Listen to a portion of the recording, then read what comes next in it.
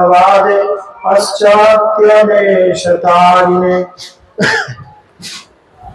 जय श्री कृष्ण चैतन्य प्रभु नित्यानंद श्री अद्वैत गदाधर शिवासादि गौर भक्तवृंद हरे कृष्ण कृष्ण कृष्ण हरे हरे हरे राम राम राम राम हरे हरे। जय श्रीमती राधा रानी की, श्रील प्रभुपाद की, पतित पावन गुरु महाराज की, विदाई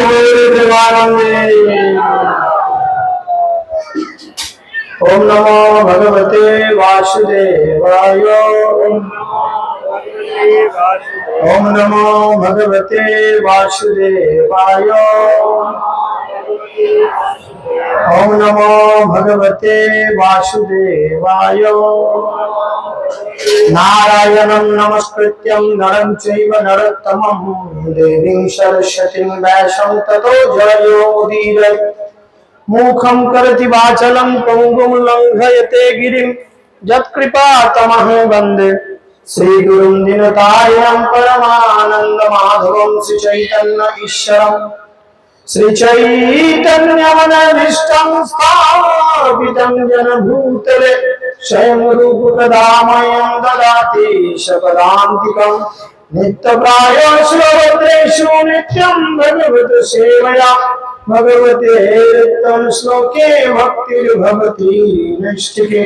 जय श्री कृष्ण चैतन्य प्रभु नित्यानंद श्री गदाधर शिवासादि गौर भक्तवृंद हरे कृष्ण कृष्ण कृष्ण हरे हरे हरे राम राम राम हरे हरे।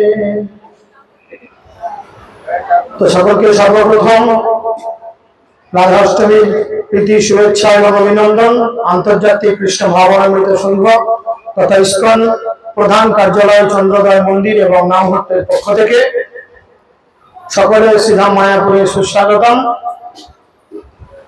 তো আজকে যারা এই রাধাষ্টমীতে অংশগ্রহণ করেছেন তারা বড়ই সৌভাগ্যবান বা সৌভাগ্যবতী, কেননা যারা অনিচ্ছাকৃত সত্ত্বেও আজকে এই রাধাষ্টমীতে এসেছেন তারা এই অভিষেক আর কিছুক্ষণের মধ্যেই দর্শন করবেন, অনেকে আবার নিজে হাতেও করবেন।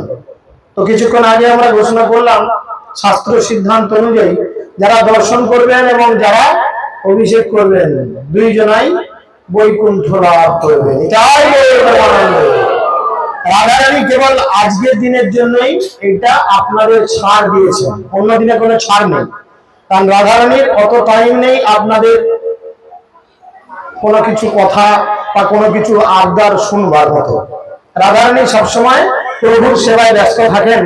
তাই আজকে যেহেতু শ্রীমতী রাধারানীর হ্যাপি অ্যাপিয়ারেন্স ডে, তাই এই অ্যাপিয়ারেন্স ডেতে শ্রীমতী রাধারানী আমাদের জন্য এইটা ছাড় দিয়েছেন। যারাই আজকে শ্রীমতী রাধারানীর এই ধরনের লীলা কথা শ্রবণ করবেন বা অভিষেক দর্শন করবেন তারাই বৈকুণ্ঠ গতি লাভ হবে। তো আমরা প্রথমে কালকের একটি সমস্যা সমাধান করার জন্য যাই। কালকে একটি প্রশ্ন করা হয়েছিল, কে কে উত্তর খুঁজে পেয়েছে হাত তুলে আগে। আপনি উত্তর পেয়েছেন? আচ্ছা বলেন প্রশ্নটা কি কি ছিল। প্রশ্নটা আমি বলে দিচ্ছি, সবাই শুনতে পাওয়া যায়, একবার অনেকেই থাকে। প্রশ্ন ছিল, এক অন্ধ মানুষ, ছেলে পুলে হয়নি, বইয়ের লাঞ্ছনা গঞ্জনা খেয়েছে, ভগবানকে ডেকেছে, ভগবান তার সামনে এসেছে, ভগবানকে বলেছে আমায় 3টে বর দাও। অনেক কিছু ঘটনা আমি ছোট করে বলছি। প্রথম বর আমার চোখের জ্যোতি ফিরিয়ে দাও, দিতে হবে না, ওতে হাতাহাতিতে অনেক ঝামেলা হবে। চুপ করো। প্রশ্নের উত্তর কেউ পায়নি, অত সোজা নয়, ঠিক আছে? কারণ যে উত্তর দেবে তাকে যুক্তি তর্ক দিয়ে বোঝাতে হবে, ভোয়ার তুমি করলে চলবে না। তিনি চেয়েছিলেন 3টি বর। একটা বর কি, আমার চোখের জ্যোতি ফিরিয়ে দাও, দ্বিতীয় আমার ছেলে পুলে যেন হয়, আর তৃতীয় বর আমি যেন, বলেন গো, শোনেন নাই? সর্বনাশ, লাইভও কেউ দেখেন নাই? পাল মাতাজি শুনে বললেন পাল মাতাজি বদমাইশ হয়ে গেছে, শুনে শুনে বলছে। যাই হোক, খুব ভালো। তিনটে চেয়েছে, যেন বড় লোক হই, যেন আমার ছেলে পুলে হয়, আর যেন আমি চোখে দেখতে পাই।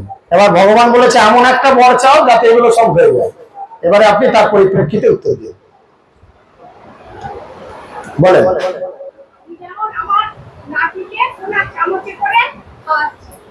ভালো, ঠিক আছে, বসুন। আর কেউ?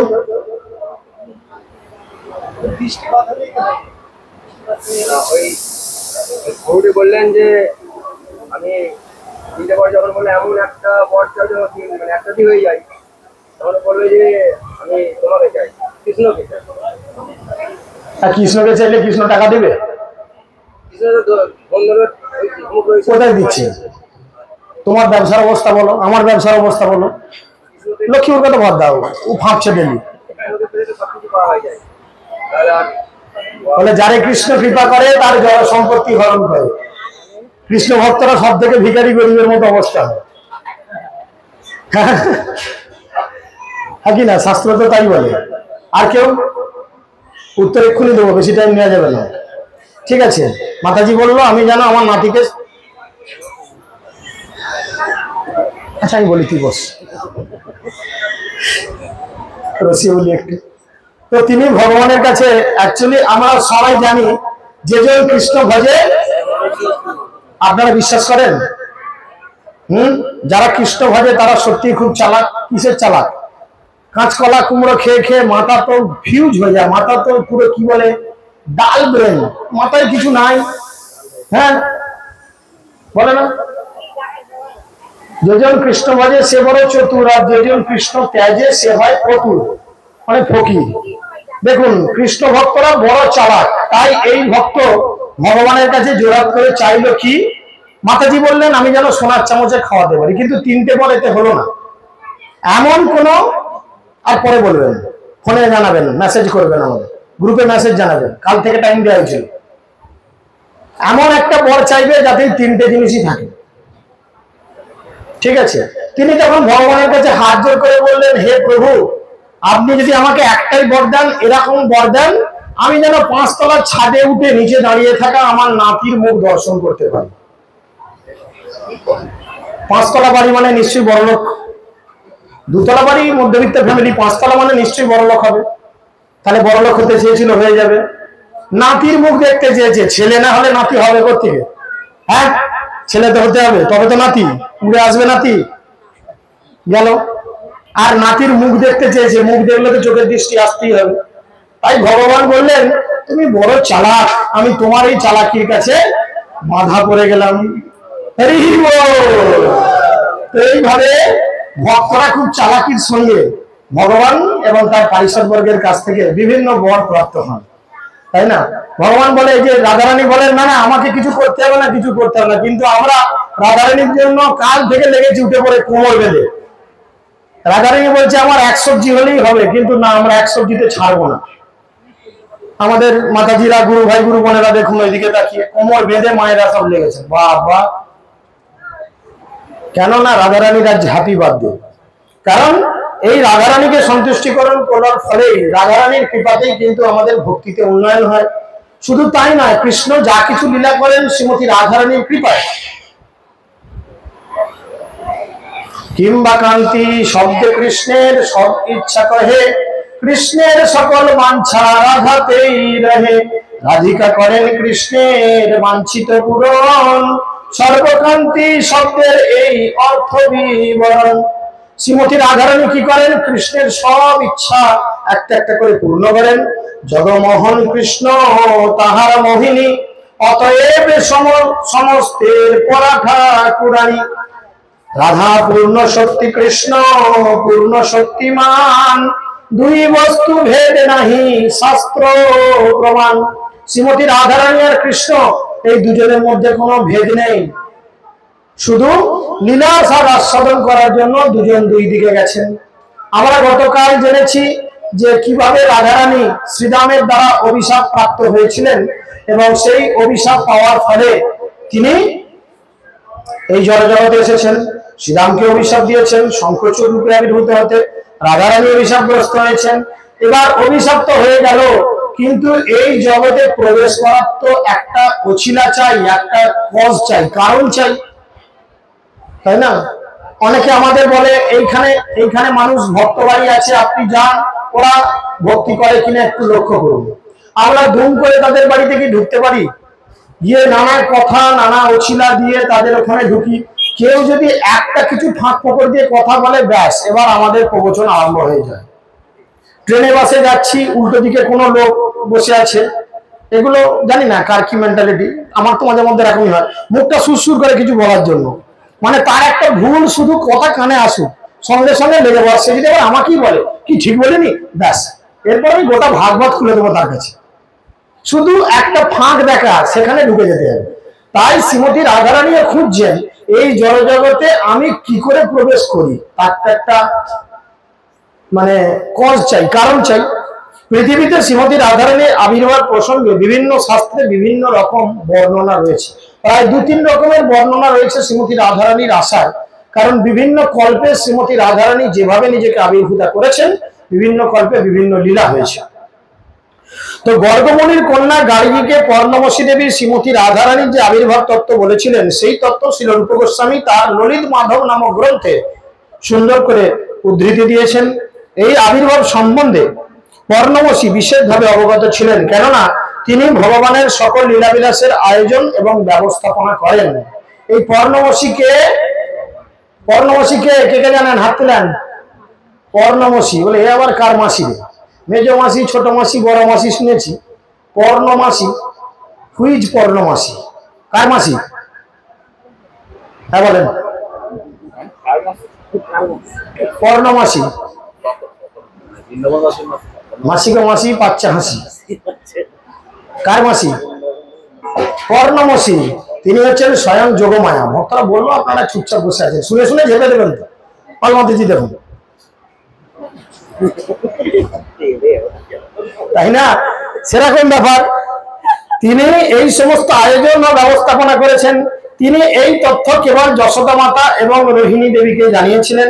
বিন্ধ্য পর্বত বিশালায়তন হিমালয় পর্বতের প্রতি ঈর্ষায়িত ছিল। বিন্ধ্য পর্বত হিমালয়ের প্রতি ঈর্ষায়িত ছিল, কেন না হিমালয় তার কন্যা কাকে পেয়েছিলেন? শিবকে পেয়েছিল, মারি পার্বতীকে পেয়েছিল। আর পার্বতীর বিয়ে হয়েছিল কার সাথে? কার সাথে জানেন তো? স্যার ক্লাস আছে, হর হর মহাদেব, তাই না? তার সাথে মহাদেব শিবকে জামাই হিসেবে লাভ করার সুযোগ পেয়েছেন। বিন্ধ্য পর্বত এই জন্য এমন একজন সৌভাগ্যবতী কন্যাকে লাভ করতে চেয়েছিলেন, যার স্বামী মহাদেবকে যুদ্ধে হারাতে পারবে। হিমালয়ের প্রতি ঈর্ষা হয়েছে দুই যা, বিন্ধ্য পর্বত, হিমালয় পর্বত। হিমালয় পর্বত পার্বতীকে লাভ করেছে, আর পার্বতীর বিয়ে হয়েছে শিবজির সাথে। শিবজি হচ্ছেন কে? আদি দেবতা, দেবাদিদেব, দেবতাদের আদিদেব শিব। পাওয়ারফুল বাবা, কোথায় গেলি? তাই না? সে পাওয়ারফুল বাবা, সেরকম ব্যাপার। তো সেই জন্য শিবের তোরণ অবস্থা। তাই বিন্ধ্য পর্বত বললো আমি এমন একজন কন্যাকে লাভ করব, যার স্বামী ওই শিবকেও হারিয়ে দেবে, তাই না? চতুর্দিকে এইভাবে সে রাজাধিরাজ পদ লাভ করবে, এবং তার অভিলাষ পূরণ সংকল্প করে বিন্ধ্য পর্বত ব্রহ্মাকে সন্তুষ্ট করলেন। আর দেবদেবীরা এমনই মাঝে মধ্যে কনফিউশনে পড়ে যায়, তার ভক্তদের এই ভক্তি দেখে এমন মাঝে মধ্যে ভুলে যায় যে কি দিতে কি দিয়ে বসে নিজেরাও জানে না। যেমন শিবজির একটি লীলা রয়েছে ভাগবতমে, ভস্মাসুর দুম করে বলে দিল যার মাথায় হাত দেবে ভস্ম হয়ে যাবে, তার মাথাতেই হাত দিতে ছুটলো, সে ভয়ে ছুটে পালালো। এরকম অনেক লীলা আছে। ব্রহ্মাজির কাছে বিন্ধ্য পর্বত তপস্যা করেছেন, আর তপস্যা করে চাইছেন কি ব্রহ্মাজির কাছে? তিনি বলছেন যে এমন একটা বর যেন আমার মেয়ে পায়, স্বামী জামাই আমার যেমন হয়, সে জামাই যেমন ওই বেটা শিবকে হারিয়ে দেয়। আর ব্রহ্মা আগু পেছু কিছু চিন্তা করলেন না, সঙ্গে সঙ্গে তথাস্তু, ব্যাস। এবার না ঝামেলায় পড়লে তো আছে। তথাস্তু বলে বরদানের পর ব্রহ্মা এবার চিন্তা করলেন এমন কোন ব্যক্তি আছেন যে যিনি মহাদেবকে যুদ্ধে হারাবেন? এমন কে আছে যে শিবকে যুদ্ধে হারাবে? ভাগবতের সুন্দর বিবর্ণনা আছে। শিবের সঙ্গে কৃষ্ণের যুদ্ধ, শিব ইচ্ছাকৃত ভাবে পরাজিত হলেন, শিবকে ভাড়া করে নিয়ে গেছেন, যক্ষরাজ ভাড়া করে নিয়ে গেছেন যুদ্ধ করার জন্য। ভাগবতের 8ম স্কন্ধে রয়েছে শেষের দিকে। তো সেখানে বলছেন যে কিন্তু বর ইতিমধ্যেই অনুমোদন তো করে দিয়েছি, সেই জন্য তিনি উদ্বিগ্ন হয়ে পড়লেন। তারপর তিনি উপলব্ধি করলেন যে ভুলুকে ভগবান শ্রীকৃষ্ণের অপ্রাকৃত লীলা সংগঠন করার সময় হয়ে এসেছে। তাই আমরা এখন এক কাজ করি, এই সব কিছুর সমস্যা মেটাতে পারেন একমাত্র কে? অনাদিরাদি গোবিন্দ, সর্ব কারণম কারণম তমাহং ভজামি। হে প্রভু, তুমি হচ্ছে সব কারণের কারণ, তাই আমি তোমারই ভজনা করি, তুমিই পারো আমাকে এই সমস্যা থেকে মেটাতে। তিনি কেবল মহাদেবকে রণে পরাভূত করতে পারেন। ব্রহ্মা ভাবলেন কৃষ্ণের নিত্য লীলাসঙ্গিনী হচ্ছেন শ্রীমতী রাধারানী, যিনি বিন্ধ্য পর্বত রাধারানীকে তার কন্যা হিসেবে লাভ করতে পারে, তাহলেই কেবল আমার বর ফলপ্রসূ হতে পারে। ব্রহ্মা ভাবছেন কি, যে বিন্ধ্য পর্বত যদি রাধারানীকে তার কন্যা হিসেবে পায়, আর ওই মেয়ে কি করবে? কৃষ্ণকে তার লীলাসঙ্গী রূপে, স্বামী রূপে নয়, লীলাসঙ্গী রূপে গ্রহণ করবেন। আর তাই এটাই সম্ভব, এছাড়া সম্ভব নয়। কিন্তু কেমন করে সেটা হতে পারে? শ্রীমতী কীর্তিদা রাধারানীর নিত্য মাতা, কিভাবে বিন্ধ্য তাকে কন্যা হিসেবে পাবে? এদিকে কীর্তিদা মা, রাধারানীর মায়ের নাম কি? কে কে জানেন? কেউ জানেন না? আজকে শুনলেন কে কে? হাত তুলেন। ও তাও দেখো হাত তুলেনি, মাইকে আওয়াজ কানে যাচ্ছে না। ওই বল হলো, খুব খিদে লেগেছে সব, ঠিক আছে, আমার ঝাল দিয়েছিল, বুঝবে তখন।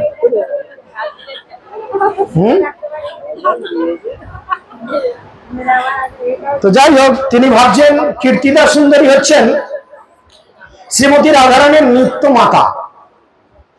এখন মা তো করবো আমি ঠিক করেছি বিন্ধ্য পর্বতকে, বিন্ধ্য পর্বতকে তার মা করব, তাহলে এটা কি করে হয়? নিত্য মাতা করব, তাহলে এই নিত্য মাতা থেকে ওই নিত্য মাতা কি করে হয়? কি হতে পারে আপনাদের কি মনে হয়? বলেন, কি হতে পারে? দেখা যাক কি হয়।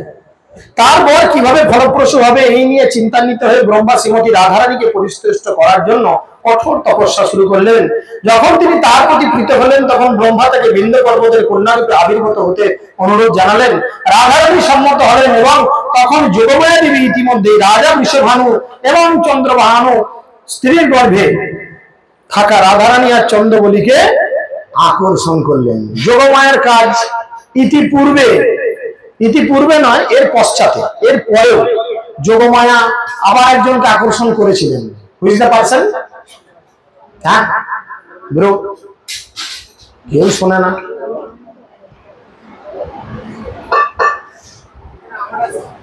আমি এত কষ্ট করি, তোমাদের মায়া লাগে না একটু? কে কে কাকে আকর্ষণ করেছিল? গাধা নবী শঙ্কর্ষণ, শঙ্কর্ষণ।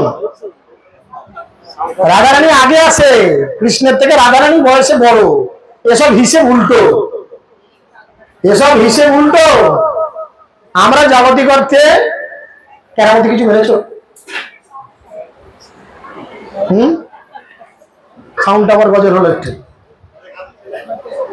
প্রথমটা ভালো ছিল, এখন আবার কেমন কেমন একটা বোধা হয়েছে। একটা হালকাই ফোটা বাড়ান, খবরদার হাত দিতে পারেন, হাত বেঁধে রাখেন।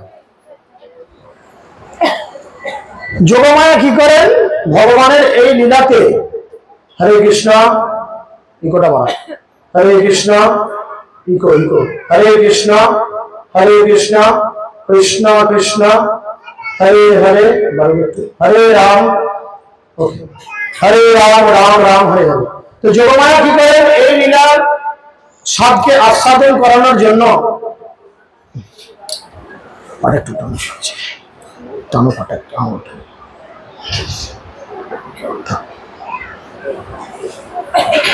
এই লীলার রসকে আস্বাদন করানোর জন্য তিনি কি করেন? এই লীলাগুলোকে সংগঠন করান।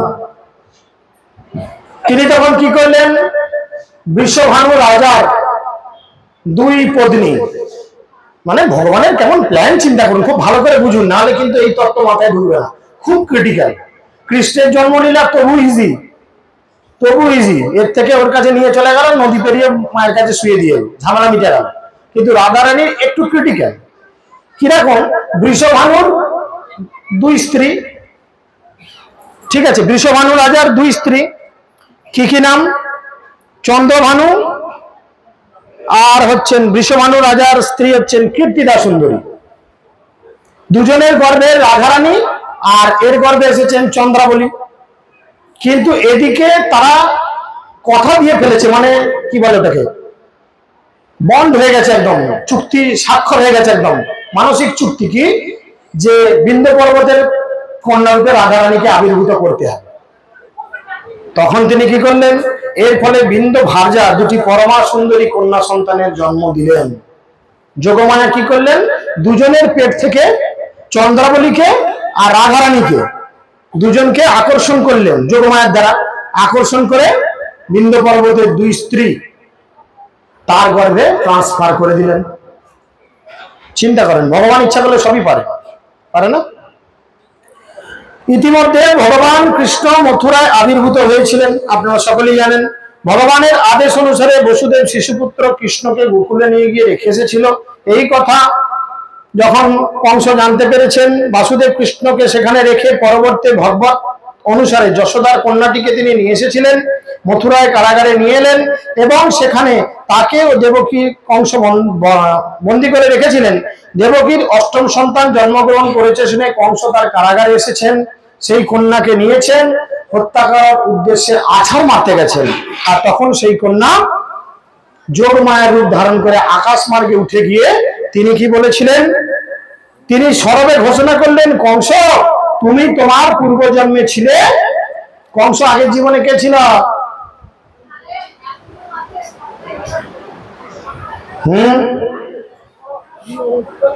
ভুলে গেছেন? হায় কৃষ্ণ, হায়। ইশারায় বললে বুঝবো কি আমি? জোরে বলতে হবে তো। Kalanemi, very good. তিনি ছিলেন কালনেমী দৈত্য। যুদ্ধে তোমাকে যিনি তার চক্র দ্বারা হত্যা করেন, মহান বিজ্ঞগণ যাকে দেবতাগণের পরম পূজ্য রূপে জানেন, যিনি অখিল জগতের কারণ, আজ তিনি সর্বজীবের আনন্দ বিধান করতে এই ধরনীতে আবির্ভূত হয়েছেন। কংস, তুমি আর একটি বিষয় জেনে রাখো, আমার থেকেও মহীয়সী ও আকর্ষণীয়, আমার থেকেও মহীয়সী ও আকর্ষণীয় অষ্টমহাশক্তি আগামীকাল এই ভূলোকে প্রকটিত হবেন। যোগমায়া আগে থেকে বলছেন কাল আসছেন। তাদের নাম হচ্ছে রাধা, চন্দ্রাবলী, ললিতা, বিশাখা, পদ্মা, শৈবা, শ্যামলা এবং ভদ্রা। এই 8 জনের মধ্যে 2টি কন্যা তাদের মহাগুণাবলীর জন্য মহাপ্রসিদ্ধ হবেন। কে 2 জন? চন্দ্রাবলী আর শ্রীমতী রাধারানী। এই 2 জন হচ্ছেন সব থেকে বেটার কোয়ালিটির হবেন, ঠিক আছে। যিনি এই কন্যাদেরকে বিবাহ করবেন তিনি হবেন পরম সৌভাগ্যশালী। সব কন্যাই বুড়ো, হ্যাঁ, এ বলেছেন যে যিনি এই কন্যাদেরকে বিয়ে করবেন তিনি পরম সৌভাগ্যশালী হবেন। চিন্তা করো, তিনি হবেন রাজেন্দ্র এবং তিনি এত শক্তিশালী হবেন যে তিনি যুদ্ধে মহাদেবকেও পরাজিত করতে পারবেন। অ্যাকচুয়াল যোগমায়া কিন্তু সত্যি কথা বলেছেন। কংস মনে মনে একটা হুন্দি ছিল, তাই সে মনে মনে ভাবছে এবারে আমি এই ব্যাপারটাকে কাজে লাগালে কেমন হয়। রাজাদের ব্যাপার, একটা ছেলে 100টা বিয়ে করতেই পারে, তাই না? সেই চিন্তা করছে। এই কথা বলে যোগমায়া দেবী সেখান থেকে অন্তর্হিতা হলেন এবং বিন্ধ্য পর্বতের উদ্দেশ্যে গমন করলেন। কংস যখন যোগমায়া দেবীর এইসব কথা শুনলেন, সে পুতনাকে আদেশ করলেন। আমরা সবাই জানি পুতনা কাকে বধ করার উদ্দেশ্যে গেছিল, কিন্তু সাধুগুরু বৈষ্ণব খুব সুন্দর করে ভাগবতমের আরো অন্তর্নিহিত মানে বার করে নিয়ে বলছেন, পুতনা কেবলমাত্র কৃষ্ণকে হত্যা করার উদ্দেশ্যেই যায়নি, পুতনার আরো কিছু উদ্দেশ্য ছিল, ঠিক আছে, আরো কিছু উদ্দেশ্য ছিল। কি উদ্দেশ্য ছিল? পুতনাকে আদেশ করলো সমস্ত নবজাত ছেলে সন্তানকে হত্যা করতে আর শিশু কন্যাদের অপহরণ করে কিডন্যাপ করে আমার কাছে নিয়ে এসো। রাজা কংসের আজ্ঞানুসারে পুতনা যখন সদ্যজাত শিশু সন্তানদের সন্ধান করছিল, তখন সে 2টি পরমা সুন্দরী কন্যা সন্তানকে দেখতে পায়। পুতনা আর পুতনা যখন রাক্ষসীর বেশে ছিল, কিরকম সুন্দরী দেখতে ছিল? বিভৎস সুন্দর, তাই না? বিন্ধ্য পর্বতের স্ত্রী দুই কন্যা সন্তানের জন্মদান করলে বিন্ধ্য পর্বত শিশু কন্যা দুইটির জন্য সংস্কার অনুষ্ঠানের আয়োজন করেন। দুই কন্যাকে যজ্ঞস্থলে রেখে একজন ব্রাহ্মণ যজ্ঞ অনুষ্ঠান করছিলেন।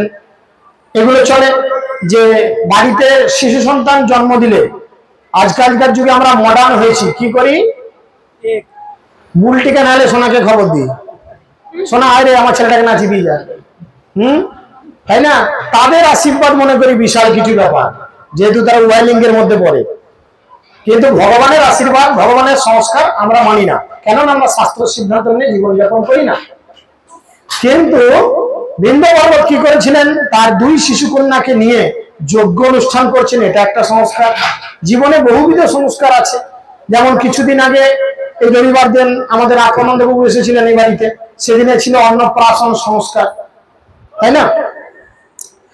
তো গগনচারী পুতনা যজ্ঞস্থলে দুই রূপবতী কন্যাকে দেখতে পেয়ে তৎক্ষণাৎ তাদের ভূমি থেকে তুলে নিয়ে আকাশ মার্গে উড়ে চলে যেতে লাগলো। পুতনা কি করেছে, আকাশে উড়ে উড়ে বেড়াচ্ছে। রাক্ষসীরা আগে উড়তো, হেলিকপ্টারের ইঞ্জিন ছিল হয়তো, সব উড়ে উড়ে বেড়াতো, এদিক ওদিক দেখে দেখে যেত। আর দেখছে আরে এখানে দুটো সুন্দরী ছোট ছোট ফুটফুটে বাচ্চা তো আছে, তাহলে কংস যে আমাকে নির্দেশ করেছিল মনে হয় এই দুটোই সেই হবে। তাই পুতনা কি করেছে, রকেটের গতিতে নেমে এসেছে, আর রাধারানী আর চন্দ্রাবলীকে দুই বগল দাবা করে সাঁ করে আবার এরোপ্লেন উড়িয়ে দিয়েছে আকাশে। ব্যাস, এতে বিন্ধ্যরাজ অত্যন্ত উদ্বিগ্ন হয়ে ব্রাহ্মণকে রাক্ষসীকে মন্ত্রাচারণের দ্বারা হত্যা করতে বললেন। রাজার আদেশে ব্রাহ্মণ মন্ত্র পাঠ করতে লাগলো, যার পথে আকাশচারী পুতনা ধীরে ধীরে দুর্বল হয়ে পড়তে লাগলো।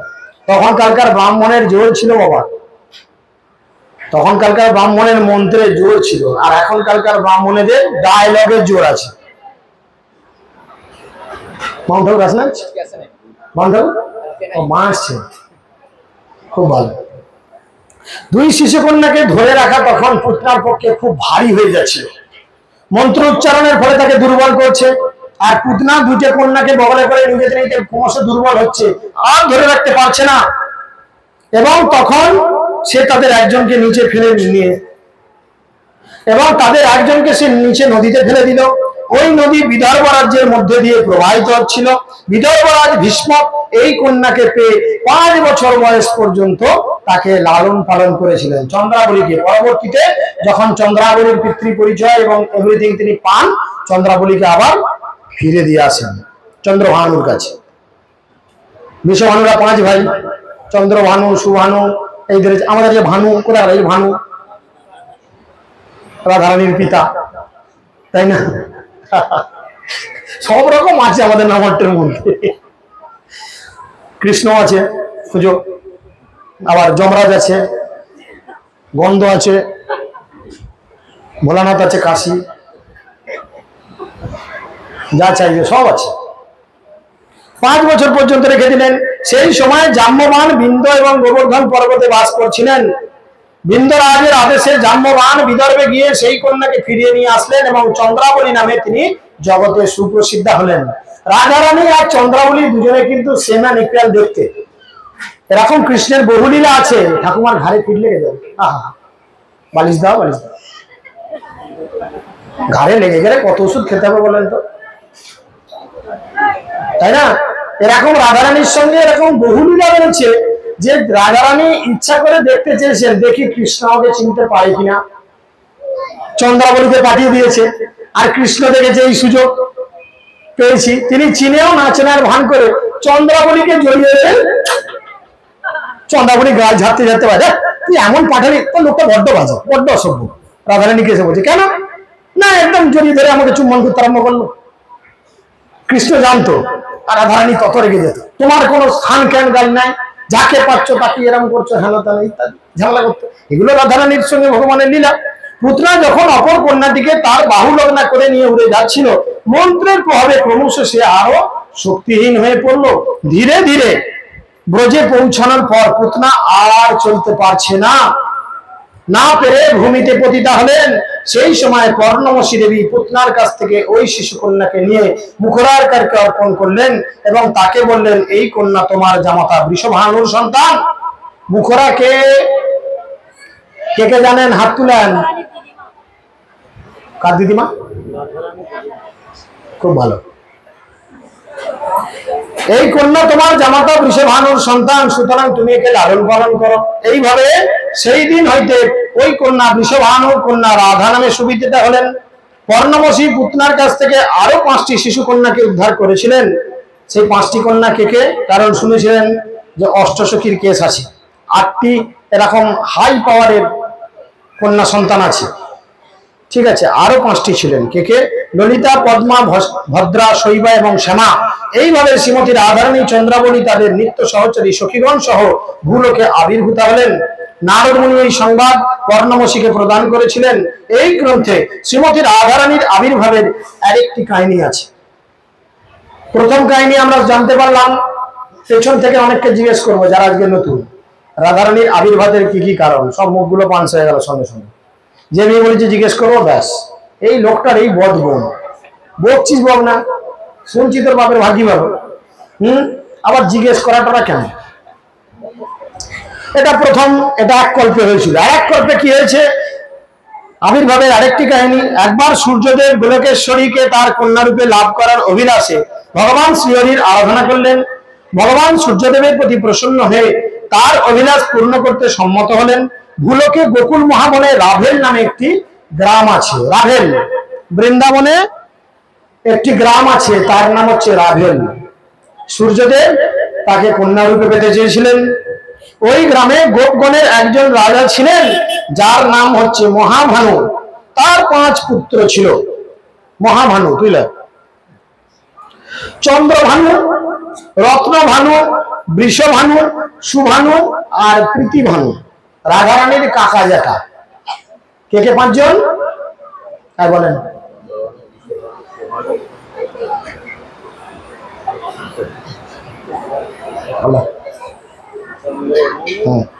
চন্দ্রভানু, রত্নভানু, বিশ্বভানু, সুভানু আর শেষ কে? প্রতিভানু। ভুলে গেলে ভানু, আবার কি আছে? সব ভানু, তাই না? তাদের প্রত্যেকেরই বিনম্র এবং আত্মসংযমী এবং সকলেই ছিলেন মহান বৈষ্ণব। তাদের 5 ভাইয়ের মধ্যে বৃষভানু রাজ সিংহাসনে আরোহণ করার জন্য মনোনীত হলেন। এই বৃষভানু রাজা ছিলেন সূর্যদেবের অবতার। ভানু মানে কি? ভানু মানে সূর্য। তুই জানতিস? তুই জানতিস তুই সূর্যদেব? তো ফোকাস কোথায়? হ্যাঁ, দিন দিন নিয়ে যাচ্ছি যেন। রাজা বৃষভানু ভগবান শ্রীহরির প্রীতি সাধনের জন্য শত শত রাজসূয় যজ্ঞ করে এবং যথাবিধি ধর্মাচরণ পূর্ণরূপে সম্পাদন করতে থাকেন। তিনি ছিলেন রাজর্ষি এবং তার মহান গুণাবলীর জন্য তিনি সকলের কাছে শ্রদ্ধাভাজন হয়ে উঠেছিলেন। সেই সময় ব্রজে আর একজন ঐশ্বর্যশালী গোপ বাস করতেন, যার নাম ছিল বিন্দু। তার স্ত্রীর নাম ছিল মুখরা। মুখরার গর্ভে বিন্দুর 5টি সন্তান ছিল। রাধারানীর দিদি মাগো মুখরা, আর দাদুর নাম বিন্দু। দাদুর নাম বিন্দু, দিদিমার নাম মুখরা। মুখরারও 5টা মেয়ে। তাদের নাম কি কি? মানে রাধারানীর মাসি। হ্যাঁ, রাধারানীর মাসিদের নাম জানবো এবার। কি কি? ভদ্রকীর্তি, চন্দ্রকীর্তি, মহাবল, মহাকীর্তি এবং শ্রীদাম। তার কন্যাদের নাম ছিল ভানুমুদ্রা, কীর্তিমুদ্রা এবং কীর্তিদা। অর্থাৎ 5টা ছেলে, 3টে মেয়ে, 8টা। মামা এবং মাসি। কিছু পুরাণ অনুসারে কীর্তিদার অপর নাম হচ্ছে কলাবতী। বৃষভানু রাজা বিন্দু দুহিতা কীর্তিদাকে বিবাহ করেন, কিন্তু বহু বছর অতিক্রান্ত হওয়া সত্ত্বেও তাদের কোনো সন্তানাদি হলো না। তারা উভয়ই এই জন্য অত্যন্ত বিমর্ষ চিত্তে মহা দুঃখে দিনাতিপাত করতে লাগলেন। সন্তান কামনায় তারা বহু বছর যজ্ঞ, দান, ব্রত, বিভিন্ন পূজা অর্চনা করলেন, বিভিন্ন তীর্থে ভ্রমণ করলেন, কিন্তু তাতেও তাদের অভিলাষ চরিতার্থ হলো না। অবশেষে মহাসাধ্যী কীর্তিদা তার স্বামীকে দেব কাত্যায়নীর পূজা করার পরামর্শ দিলেন। তার পরামর্শ অনুসারে মহারাজ বৃষভানু যমুনা তীরস্থ গোবর্ধন পর্বতের পাদপীঠে কাত্যায়নী দেবীর পূজা করতে শুরু করলেন। তিনি দীর্ঘকাল মৌনব্রত উপবাস পালন করতে লাগলেন। একদিন যখন তিনি নিবিষ্ট চিত্তে ব্রত পালন করছিলেন, তখন রাজা বৃষভানুর একটি নেপথ্যে কণ্ঠ শুনতে পান। সেই নেপথ্য কণ্ঠ কি বলে? হরিনাম বিনা বৎস কর্ণ শুদ্ধিন্নয়ে জায়তে তস্মাৎ শ্রেয়স্করম রাজন হরি নাম কীর্তনম গৃহ্ণন হরি নামানি যথাক্রমম বিনিন্দতা। অর্থাৎ হে বৎস, হরিনাম গ্রহণ ব্যতীত কোনদিন কর্ম শুদ্ধি হয় না। এটাই ওইরূপে বানানো। যদি কানকে শুদ্ধিকরণ করতে চান, এই কান দিয়ে লাড়ে লাপ্পা মানে লাপ্পা শুনে লাভ নেই। এই কান দিয়ে কি শুনতে হবে? হরে কৃষ্ণ কৃষ্ণ কৃষ্ণ হরে হরে, হরে রাম রাম রাম হরে হরে। এই হরে কৃষ্ণ মহামন্ত্র কীর্তন শ্রবণ করার ফলে কর্মশুদ্ধি হয়। শ্রীহরির নাম কীর্তন হচ্ছে সর্বাপেক্ষা শুভ এবং মঙ্গলপ্রদ। যদি কেউ মঙ্গল চায়, কিসের পুজো করে মেয়েরা? না আর একটা বিপদ তাড়িয়ে। বিপদ তাড়িয়ে লাভ নেই গো মা। বিপদ তাড়িয়ে বিপদটা কে তারায়? জিজ্ঞেস করো যে মা গো, তুমি তো লোকের বিপদ তাড়াচ্ছ মা, তোমার বিপদটা কে তাড়ায়? তোমার তো মাথার উপরই বিপদ। তুমি কি লক্ষ্য করে দেখেছো কখন? তুমি বলটা তোমার মাথার উপরে ঝুলছে, এক্ষুনি ফাটবে হয়তো। তাই সমগ্র জগতের যদি কেউ মঙ্গল চায়, তাহলে কি হবে? তাকে হরিনাম করার প্রয়োজন। হরিনাম করে যে বাকি সব মিছে মুখে বলছেন, কিন্তু করে দেখাচ্ছেন না।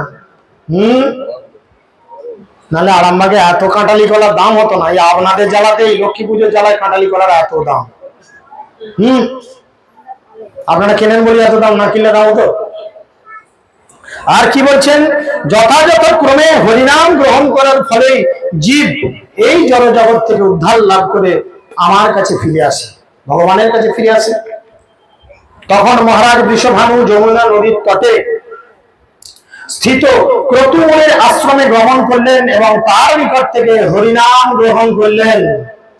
তাহলে আমরাও সদ্গুরুর কাছ থেকে হরিনাম পেয়েছি। কে কে পেয়েছিলেন হাত তুলেন তো? সদ্গুরুর কাছ থেকে হরিনাম দীক্ষা পেয়েছি, খুব ভালো। তাহলে গুরুদেব হরিনাম দিয়েছেন, এই হরিনামকে কি করতে হবে?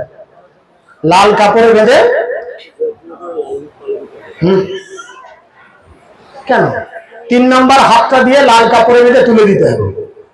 প্রভু পায়ে ব্যথা, কোমরে ব্যথা, আর কি বলছিলেন?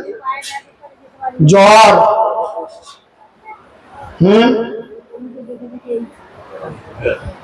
আরে বলে, এ দেহের পতন হলে কি হবে তোমার? কেহ সাথ নাহি বিবেক পুত্র পরিবার। যতই বলি আমার ছেলে, আমার কুলে, আমার বাবা, আমার মেয়ে, আমার মুখ, আমার তুসুক, যখনই মরে যাবে কি করবে? শ্মশানে নিয়ে গিয়ে ঘড়িটা দেখবো, এই ভুঁড়িটাতেই যত চর্বি ছিল তাড়াতাড়ি পুড়ছে না, কি ব্যাপার বল দেখি। এখন আমার সাদের ছেলে এত ঠেঙি ঠেঙি বলে বাঁচে করে, বাপের ভুঁড়িটা ঠেকে ঠেকে মার দিকে, ওইখানটা তাড়াতাড়ি ঠেঙালে পুড়বে তাড়াতাড়ি।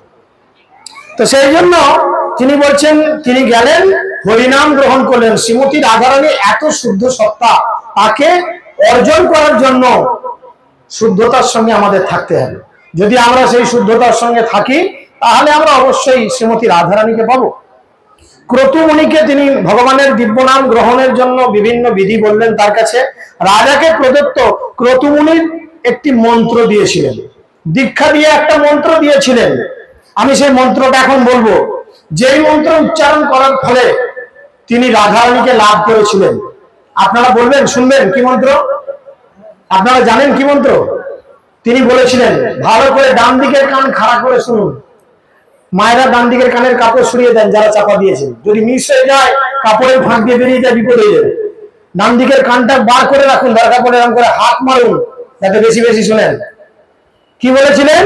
হরে কৃষ্ণ কৃষ্ণ কৃষ্ণ হরে হরে, হরে রাম রাম রাম হরে হরে। তারপর ক্রতুমুনি রাজাকে বললেন, ইতি ষোড়শকম নাম নাম ত্রিকাল কলমস্বাম নাত পরতপায় সর্ববেদেষু বিদতে। যেটা ব্রহ্মাণ্ড পুরাণে উত্তমা খণ্ডে রাধার হৃদয় থেকে কথা আবির্ভূত হয়েছিলেন। রাধারানী তিনি তার কথা থেকে বলেছিলেন। রাজাকে মহামন্ত্র প্রদানের পর ক্রতুমুনি বিশ্বভানুকে বললেন, শাক্ত বা বৈষ্ণব বাপি সৌর বা শৈব এ বচ গানপত লভতে কর্ণ শুদ্ধি নাম অনুকীর্তন, মানে কি শাক্ত, শৈব, সৌর, বৈষ্ণব, গানপত্য সাধক যেমনই হোক, কেবল হরিনাম কীর্তনকারী তার শ্রুতিকে পবিত্র করতে পারে, কর্ণশুদ্ধি সম্পাদন করতে পারে। কেউ যদি প্রথমেই হরিনাম গ্রহণ করে কর্ণকে শুদ্ধ না করে, তাহলে অন্য কোন মন্ত্রই তার কোনো ফল প্রদান করে না। নে কত মন্ত্র পড়বি পর। যার জন্য দেখুন, আমরা যারা কৃষ্ণ সাথে আছে, ভয়ে ভয়ে আমার কি এই চিন্তা যাদের রয়েছে, আমরা সরাসরি বলি, আমি তো বলি, আপনারা কে বলেন জানি না, দুনিয়ার দেবদেবীদের তো গোষ্ঠী উদ্ধার করে দিই মাঝে মধ্যে, দিয়ে দুটো স্বাক্ষর ছেড়ে চুটিয়ে মারুক। এই পাড়াতেই বলেছি, পাশে যেদিনে ক্লাস করতে এসেছিলাম। অসম্ভব, আমাকে ধরতে বলো।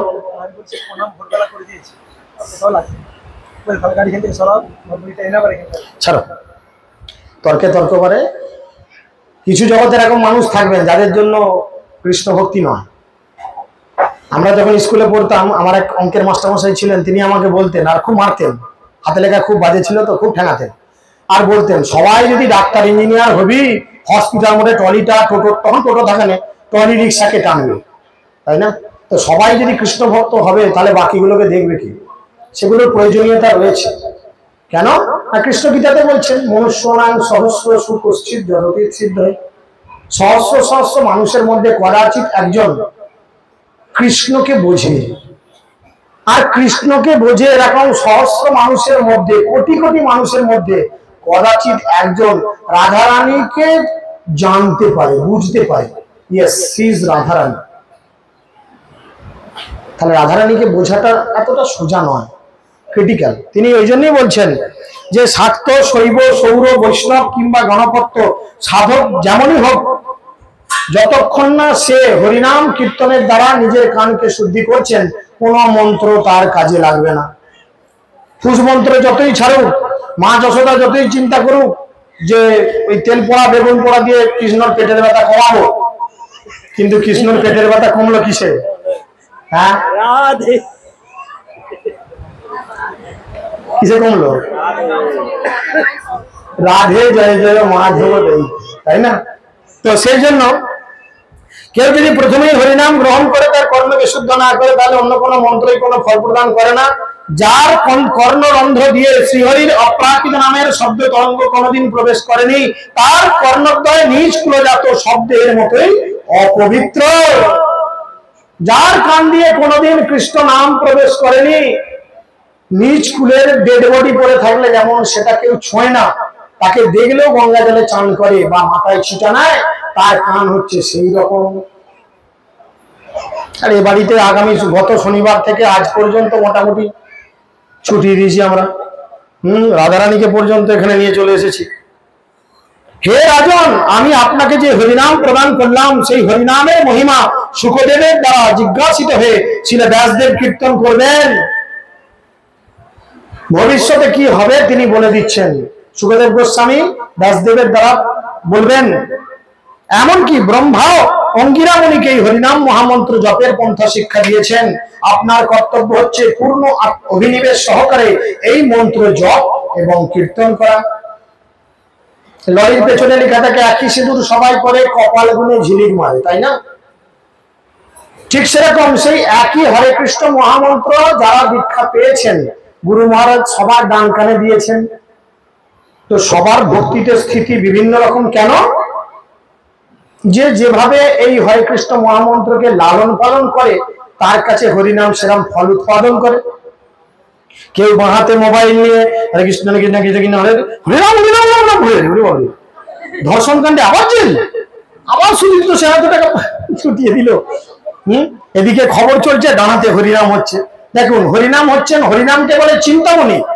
আপনি যা চিন্তা করতে করতে হরিনাম করবেন, হরিনাম আপনাকে সে ফল প্রদান করবে। আমি ইত্যাদি খবর দেখতে দেখতে হরিনাম করছি, তো হরিনাম কি করছেন, আমাকে খবরের মধ্যে বেশি করে পাঠিয়ে দিচ্ছেন। কিন্তু হরিনাম করা হয় কেন? আমরা হরে কৃষ্ণ মহামন্ত্র কীর্তন করি কেন? মূল কারণ কি? ওয়ান অ্যান্ড অনলি কারণ। হাজারো কারণ আছে, হাজারো কারণ আছে। একটা পেঁপে গাছ উঠলে, এই যে পেঁপে গাছ উঠছে, এর যেমন হাজারো ডালপালা থাকে, কিন্তু একটা মেন জায়গা থাকে। এই হরিনাম করার মেন কারণ কি বলুন? হাত তুলে বলুন তো। Very good. গোলকধাম যাওয়ার পর ভক্তরা চায় না গোলকধাম যাব, সেখানে গেলে কিছু নেই। গোলকধামে গেলে আপনি প্রেম করতে পারবেন না অন্য পরপুরুষের সাথে, না আপনি কৃষ্ণের সাথে প্রেম করতে পারবেন না। গোলকধামে গেলে শুধু সেবা এন্ড সেবা। এই যে যারা মাতাজিরা রান্না করছে, ওদের জিজ্ঞেস করুন যে তোমরা কি প্রকৃত লীলারস আস্বাদন করছো? করছে না। আপনারা যে আনন্দটা পাচ্ছেন ক্লাস শুনে, ওরা খুন্তি লেগে সে আনন্দ পাচ্ছে না। কিন্তু গরমে ঘাম ফেলছে, হাঁপাচ্ছে, কারোর বুকে লাগছে, কারোর পেটে লাগছে, কারোর মাথা লাগছে, কেউ তো চিত হয়ে পড়িয়ে যাচ্ছে, কষ্ট করছে, কিন্তু ওরা সেবা করছে, স্বীকৃতি পাচ্ছে অবশ্যই। কিন্তু এই লীলারস আপনারা যতটা আস্বাদন করছেন, ওরা কিন্তু ততটা পেরে উঠছে না। ঠিক সেরকম গোলক বৃন্দাবন যাবেন, সেখানে কিন্তু ভগবানের সেবা, ওয়ান অ্যান্ড অনলি সেবা। সেখানে এই লীলারস আস্বাদনের জায়গা নেই, যার জন্য কৃষ্ণ এই জনজগতে লীলারস আস্বাদন করার জন্য ফিরে আসে বারবার। কৃষ্ণ আসার প্রধান কারণ তার লীলা রসকে আস্বাদন করার জন্য, দুষ্কৃতকারীদের হত্যা করার জন্য বা মারার জন্য নয়। এদের নিয়ে গিয়ে রামকৃষ্ণকে রেডি করতে বললাম, কথা কানে যায়নি। মুকুল বউ কই? রেডি করো, রেডি করো। মু কি করো? উত্তরী গায়ে রেডি করুন, ঘালারে বসো, তুমি বসো, 2 মিনিট লাগবে, বসো। তো এই কথা তিনি জানলেন। প্রতুমুনির কাছ থেকে মহামন্ত্র গ্রহণ করে রাজা বৃষভানু তাকে ষষ্ঠাঙ্গে দণ্ডবাদ প্রণিপাত করে যমুনা তটে তার ব্রত পালনের স্থানে এসে প্রগাঢ় ভক্তি সহকারে এই মন্ত্র উচ্চারণ করলেন। মহাপ্রভু ঘোষণা করেছেন, এক কৃষ্ণ নামে তত পাপ যাবে, পাপী শব্দ নাই, যত্ন করে তত পাপ করে। একবার মাত্র। এখানে এমন কোন ব্যক্তি আছেন যে জীবনে একবার হরে কৃষ্ণ মহামন্ত্র কীর্তন করেননি? হাত তুলুন যে আমি কোনোদিন হরিনাম করি, একবারও হরে কৃষ্ণ বলিনি। আমার মনে হয় এখানে কেউ নেই।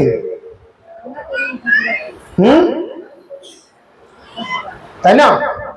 ও মাথা ঠিক না, এখন বুড়ি উল্টো পাল্টা বকছে। সকাল থেকে উপোস আছেন তো, ওই জন্যই অমন হচ্ছে। ওকে পকোড়া দাও একটা।